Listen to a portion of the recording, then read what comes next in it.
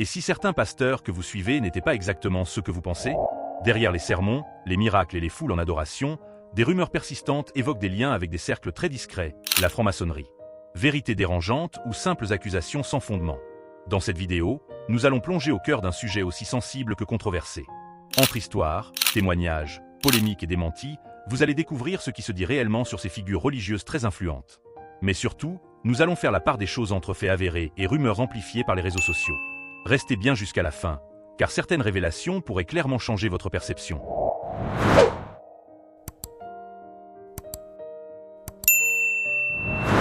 La franc-maçonnerie moderne, officiellement fondée en 1717 à Londres, s'inscrit dans un contexte intellectuel marqué par le protestantisme européen.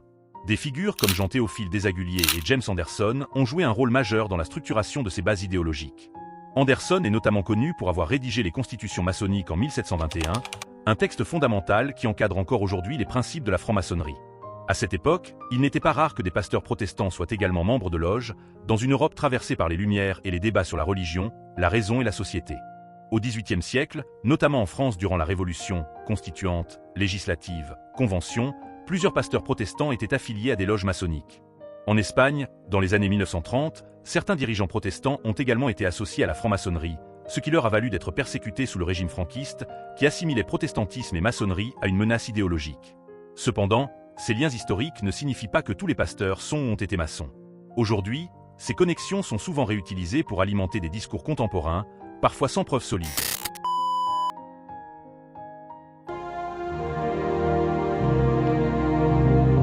J'aimerais terminer. Beaucoup de gens, quand ils ont vu l'explosion du ministère qu'on a eu, ont dit que j'ai touché à la magie, j'ai touché à la sorcellerie. Vous savez aussi, non? On vous dit pas ça? Oui, on a dit que j'ai touché la magie, je suis franc-maçon. Je vais vous expliquer comment tout ceci est arrivé. Je peux te dire, voici comment toutes ces choses sont arrivées. Le pasteur Marcelo Tunasi est régulièrement critiqué pour certaines de ses prises de position et son style de prédication. L'un des éléments qui alimente les soupçons est une ancienne prédication dans laquelle il évoque avoir été en contact avec des pratiques liées à la magie avant sa conversion. Cette séquence, largement relayée sur les réseaux sociaux, a été interprétée par certains comme une preuve de lien avec des pratiques occultes, bien que lui-même la présente comme un témoignage de transformation spirituelle. Un autre point souvent évoqué est son rapprochement avec le pasteur américain T.D. Jakes. Ce dernier a été indirectement mentionné dans des controverses médiatiques liées à P. Diddy, connu pour être régulièrement impliqué dans des affaires controversées. Toutefois, aucun lien direct et prouvé n'établit une quelconque implication de Marcelo Tunasi dans ces affaires. Ici encore, on est face à des associations d'idées, amplifiées par les réseaux sociaux, mais qui ne reposent sur aucune preuve concrète. Riga.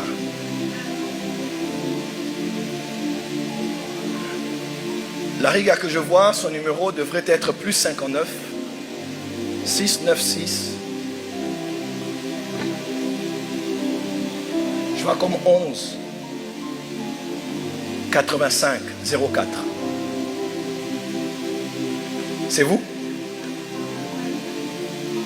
Vous, c'est qui?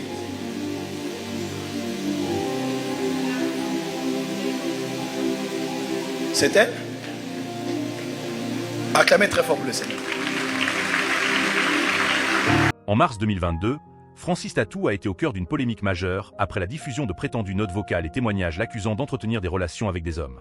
Ces contenus, largement partagés sur YouTube et Facebook, ont rapidement enflammé l'opinion publique.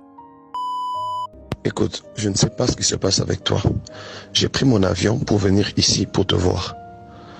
Tu es à quelque chose de 30 minutes de moi, de là où tu habites et de là où je suis. Je suis venu pour qu'on parle de tout ça et qu'on réfléchisse ensemble. J'étais censé te voir, tu es en train de m'éviter. Pratiquement. C'est seulement tard, la nuit ou quand les choses sont impossibles, que tu me demandes de te trouver un taxi. Je suis là ce matin, je me suis réveillé et on a prévu de pouvoir se voir. Je te dis bonjour chérie, tu me dis tu es toujours avec ta femme. Si tu veux pas me voir, tu me dis clairement, Joël, tu es venu, mais c'est pas la peine qu'on se voie. Tu me le dis, je veux comprendre, parce que des histoires, des raisons et des excuses, j'en ai marre finalement. Je n'ai finalement marre. Je suis un homme et j'ai un cœur. Parce que c'est toujours comme ça. Aujourd'hui, ça va. Aujourd'hui, c'est fini entre nous. Demain, c'est le ciel et ainsi de suite. Vraiment, je suis fatigué.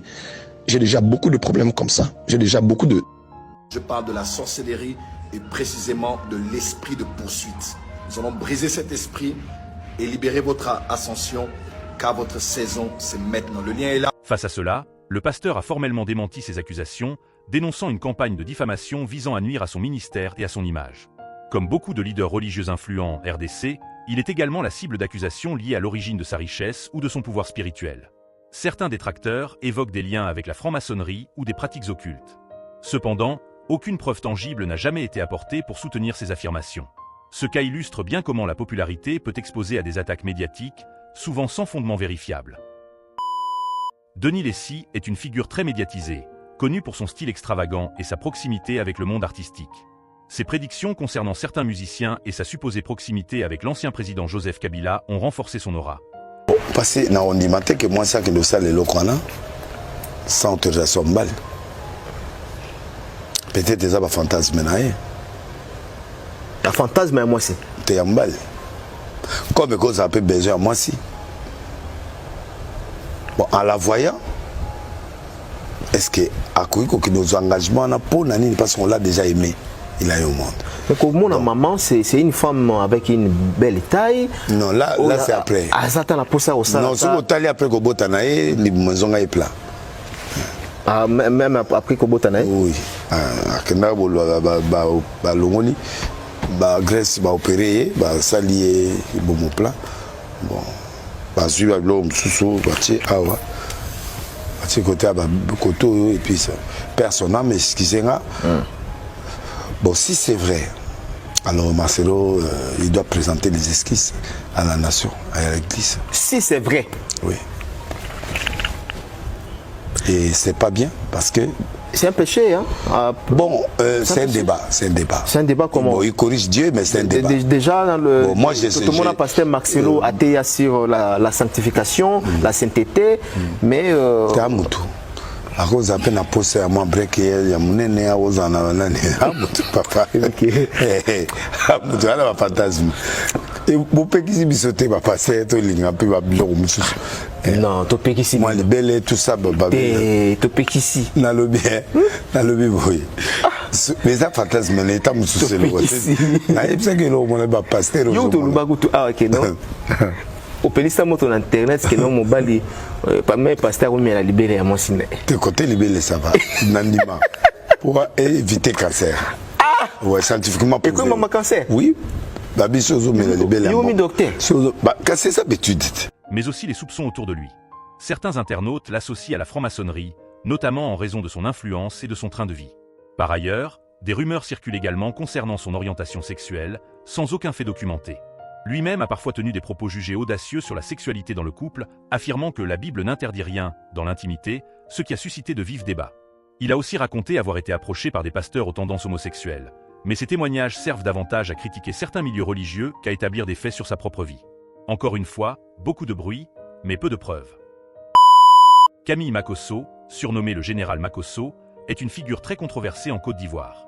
Très actif sur les réseaux sociaux, il est régulièrement au cœur de polémiques, notamment concernant des accusations de lien avec la franc-maçonnerie ou des rumeurs sur sa vie privée. Cependant, aucune de ces accusations n'a été prouvée de manière crédible. De son côté, Makosso a toujours nié toute appartenance à des sociétés secrètes, affirmant que sa réussite provient de ses activités de coaching et de son ministère. Dans le contexte ivoirien, comme en RDC, les accusations de franc-maçonnerie sont souvent utilisées pour discréditer les leaders religieux prospères. Cela montre à quel point la perception publique peut être influencée par la réussite matérielle d'un pasteur. Polo Condé Dominique est connu pour son influence dans le milieu artistique, notamment pour être consulté par des artistes avant leurs concerts, y compris au stade des Martyrs. Cette proximité avec des célébrités a contribué à forger une image puissante autour de lui, mais aussi à susciter des interrogations. Cependant, malgré les rumeurs et les spéculations, aucune preuve tangible ne relie officiellement ce pasteur à la franc-maçonnerie ou à des pratiques occultes. Comme pour d'autres figures religieuses, sa notoriété suffit souvent à alimenter des théories, sans qu'elles ne reposent sur des faits vérifiables. Moïse Mbilé est l'un des pasteurs les plus populaires en RDC, ce qui fait de lui une cible fréquente de rumeurs. Des vidéos circulant sur Facebook prétendent révéler des liens avec la franc-maçonnerie, mais elles reposent souvent sur des interprétations ou des montages, sans preuve directe. Ces contenus exploitent sa popularité pour générer du buzz. D'autres controverses ont également émergé, notamment autour de rumeurs sur sa vie privée ou encore la polémique liée au mot guégué, interprétée de manière malveillante par certains détracteurs. Là encore, aucune preuve concrète ne vient confirmer ces accusations. Ce cas montre à quel point les réseaux sociaux peuvent amplifier des narratifs non vérifiés, surtout lorsqu'il s'agit de personnalités influentes. Au final, entre faits historiques bien documentés et accusations modernes souvent basées sur des rumeurs, il devient essentiel de garder un esprit critique. La popularité, la richesse ou l'influence de certains pasteurs suffisent parfois à alimenter des soupçons, sans qu'aucune preuve concrète ne vienne les confirmer. Dans un monde dominé par les réseaux sociaux, où l'information circule vite, parfois trop vite, il est facile de confondre spéculation et réalité. Derrière chaque polémique, il y a souvent un mélange de perceptions, d'interprétations et d'émotions qui peuvent déformer la vérité. Alors, avant de juger, posez-vous toujours la bonne question. Suis-je face à une preuve ou à une simple rumeur? Alors, j'espère que vous avez suivi toute la vidéo. Veuillez donner votre avis dans le commentaire.